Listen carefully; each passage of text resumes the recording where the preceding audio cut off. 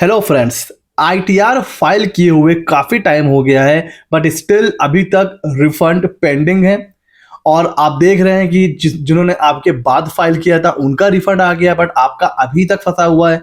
क्या रीज़न है, कैसे हम रिफंड को जल्दी प्रोसेस करा सकते हैं और कितने रिफंड अभी तक प्रोसेस हो चुके हैं, सब चेक करेंगे इस वीडियो में। अगर अभी तक जो डेटा अवेलेबल है इनकम टैक्स की वेबसाइट पर उसको अगर मैं देख के आपको बताऊं तो अप्रॉक्स 90% रिफंड अभी तक प्रोसेस हो चुके हैं। बाकी ये जो 90% है ये और ज़्यादा होगा। ऐसा मैं क्यों कह रहा हूँ, इनकम टैक्स की जो साइट है वहाँ चलते हैं। देखिए अभी तक जो है टोटल 7.85 सीआर के आसपास रिटर्न जो है वो फाइल हो चुके हैं। ठीक है, जिसमें से 7.53 आईटीआर अभी वेरीफाई हुए हैं। तो हम बात करेंगे जो वेरीफाई हो चुके हैं, बिकॉज जो आईटीआर वेरीफाई नहीं हुए हैं तो उनका तो रिफंड आने का कोई सवाल ही नहीं होता है। ठीक है, अब जो रिटर्न वेरीफाई हो चुके हैं जैसे कि 7.53 सीआर, उसमें से अप्रॉक्स 6.67 सीआर आईटीआर प्रोसेस्ड हो चुके हैं। और ये डेटा है 24 ऑफ अक्टूबर का। 24 अक्टूबर तक 6.67 सीआर आईटीआर प्रोसेस हो चुके हैं 7.53 सीआर से। इसको आप निकालोगे ना तो अप्रॉक्स 89% आएगा। लेकिन यहाँ पर एक चीज ध्यान देने वाली है, कुछ आईटीआर इसमें से जो ऑडिट केस वाले हैं वो भी आप इसको इंक्लूड करिए। मतलब आईटीआर 1, 2, 3, 4 ये पहले फाइल हो चुके थे 15 सितंबर तक। उसके बाद से जो ऑडिट के आईटीआर है वो फाइल होना शुरू हो गए हैं, क्योंकि टैक्स ऑडिट की डेट बढ़ी है, अभी आईटीआर की ड्यू डेट नहीं एक्सटेंड हुई है। तो जो टैक्स ऑडिट वाले हैं, जो ऑडिट वाले हैं, कंपनी वाले आईटीआर हैं, वो भी फाइल हो रहे हैं। तो अगर उसको भी आप इसमें ऐसे हटा दीजिए ना तो ये जो 90% रिटर्न है ना ये और ज्यादा हो जाएगा। मतलब अगर मैं कहूं कि 93-94% आईटीआर जो नॉन ऑडिट वाले हैं वो प्रोसेस हो चुके हैं। तो अगर आपका रिफंड नहीं आया है तो मतलब कुछ ना कुछ दिक्कत है, बिकॉज लगभग रिफंड आ चुके हैं। सर किन केसेस में आईटीआर जो रिफंड है वो डिले हो रहा है, ये अभी हम थोड़ा सा और वेट कर सकते हैं। तो देखिए, अगर आपने जो फाइल करा है आईटीआर 2 और आईटीआर 3 तो आप अभी थोड़ा और वेट कर सकते हैं, because generally ITR 2 and 3 process होने में सबसे ज्यादा टाइम होता है।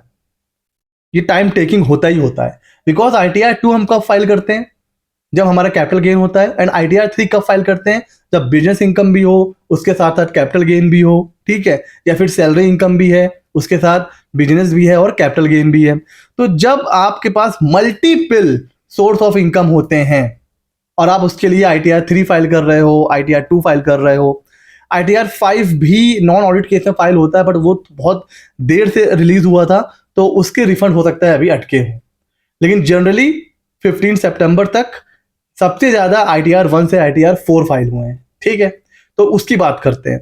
तो अगर आपने आईटीआर 2 और 3 फाइल करा है और अगर आपकी मल्टीपल सोर्स ऑफ इनकम है तब देखिए आप थोड़ा और वेट कर लीजिए, बिकॉज जितनी ज्यादा आपकी अलग अलग सोर्स से इनकम होती है वेरिफिकेशन में उतना टाइम लगता है, तो फिर आईटीआर प्रोसेसिंग भी उतनी देर से होती है।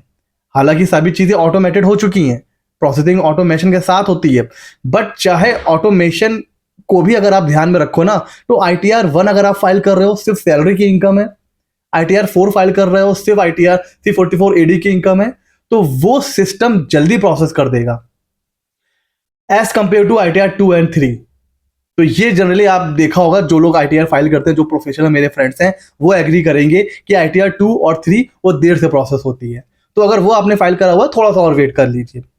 ठीक है, दूसरा जनरली क्या होता है, अगर आपने आईटीआर 1 भी फाइल करा हुआ है और जो आपने डिडक्शन क्लेम कर रखी है वो आपके फॉर्म 16 में है ही नहीं, मैच नहीं कर रही है, या आपकी जो जो डिडक्शन आपने क्लेम करी है वो ऑटो पॉपुलेटेड होके नहीं आई है, आपने उसको मैनुअली एंटर करा है, तो हमेशा ध्यान रखिए आईटीआर 1 आज के टाइम में सब कुछ ऑटो पॉपुलेटेड होके आ रहा है। आपकी सैलरी इनकम, ठीक है, अदर सोर्स, आपके डिडक्शंस, वो सारी चीजें। तो जो चीज प्री फिल तरीके से आ रही हैं आपने बस चेक करा और फाइल कर दिया, कोई भी छेड़छाड़ नहीं करी, तब आपका रिफंड जल्दी प्रोसेस होता है।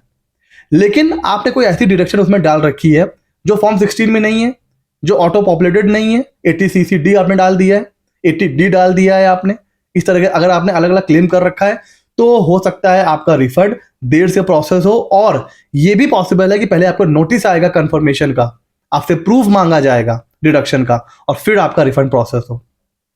ये भी पॉसिबिलिटी है। तो अगर ऐसा कोई केस है आपके साथ तो भी आप थोड़ा सा वेट कर लीजिए, हो सकता है रिफंड थोड़ा सा और डिले हो। अच्छा सर, उसके अलावा एक जनरल ये कहीं कोई रूल वगैरह नहीं है, बट हाँ, अगर रिफंड अमाउंट 1 लाख से ऊपर है तो ऐसा देखा जा रहा है, मैंने अपने क्लाइंट में नोटिस करा है कि रिफंड थोड़ा सा डिले हो रहा है। हालांकि मेरे बहुत से क्लाइंट ऐसे हैं जिनका 1 लाख से ऊपर रिफंड है, अब वो आ भी चुका है, but most of the case में अगर आपका रिफंड 1 लाख से ऊपर है तो देखा गया है कि हाँ, रिफंड प्रोसेसिंग थोड़ा सा टाइम लेती है। और जो छोटे मोटे रिफंड होते हैं 5,000, 10,000, 20, 50, 60,000 तक, वो जल्दी प्रोसेस होते हैं। तो ये भी एक केस हो सकता है। ठीक है, अब आपने देखा कि भाई सब कुछ सही है, अभी तक तब भी रिफंड नहीं आया है, तो कुछ चीजें हैं जो आप लॉग इन करके चेक कर सकते हो। आपको अपने इनकम टैक्स अकाउंट में लॉग इन करना है, प्रोफाइल में जाना है, अपना बैंक वैलिडेशन चेक करना है। कहीं ऐसा तो नहीं जो आपने बैंक आईटीआर फाइल जब आप कर रहे थे जो दिया था वो ऐसा तो नहीं फेल हो गया हो, उसको चेक करिए। ऐसा तो नहीं कि रिफंड आया हो और किसी रीजन की वजह से वापस चला गया, हो सकता है। सारी चीजें जो है वो ऑटोमेटिक हैं, सारी चीजें वो जो है वो रियल टाइम बेसिस पे प्रोसेस हो रही होती हैं, तो कई बार बिना किसी रीजन की वजह से भी रिफंड फेल हो जाता है। तो आपको लॉग इन करके चेक करना है कहीं कोई रिफंड री इश्यू का केस तो नहीं है। और फिर आपको सबसे इंपॉर्टेंट चीज चेक करनी है अपनी आउटस्टैंडिंग डिमांड। वर्क लिस्ट में जाके लॉग इन करना है, वर्क लिस्ट में जाना है। अगर आपकी कोई आउटस्टैंडिंग डिमांड है ना तो भी रिफंड नहीं आएगा। वो आपसे पूछेगा कि हम आपकी डिमांड को एडजस्ट करेंगे। अब सपोज डिमांड है 5,000 की, रिफंड है 10,000 का, तो 5,000 पहले डिमांड में एडजस्ट होगा और सिर्फ 5,000 रिफंड मिलेगा। या अगर डिमांड है सपोज ज्यादा, डिमांड है 50,000 की, रिफंड है 30,000 का, तो आपको कुछ भी रिफंड नहीं मिलेगा, बिकॉज पूरा 30,000 पहले डिमांड के अगेंस्ट में एडजस्ट होगा, और फिर जो बचा हुआ अगर जो है ना वो या तो आपको पे करना पड़ेगा या तो फिर वो नेक्स्ट ईयर के रिफंड के साथ एडजस्ट होगा। तो आउटस्टैंडिंग डिमांड आपको चेक करनी है भाई। अच्छा, अब ये सारी चीजें आपने चेक कर ली, उसके बाद भी सब कुछ सही है, तो एट लास्ट आपके पास ऑप्शन है कि आप लॉग इन करके ग्रीवियांस रेज कर सकते हैं।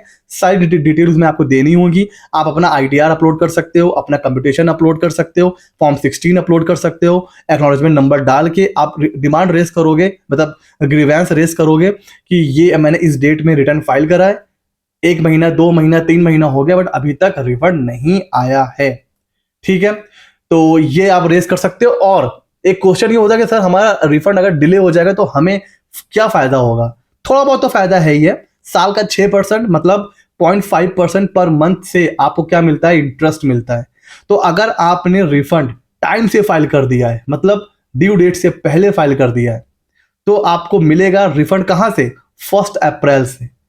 जो असेसमेंट ईयर का 1 अप्रैल होता है, वहां से लेकर जिस दिन आपको रिफंड मिला है वहां तक 0.5% पर मंथ से आपको मिलेगा क्या? रिफंड। तो थोड़ा बहुत तो फायदा है ही।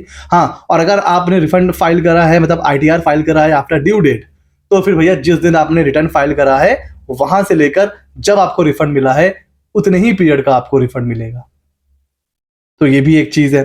तो ठीक है, रिफंड अगर डिले हो रहा है तो थोड़ा सा आप वेट कर लो, और हाँ, फायदा ही होगा कहीं ना कहीं, मतलब 0.5% पर मंथ आपको इंटरेस्ट मिलेगा उसके ऊपर।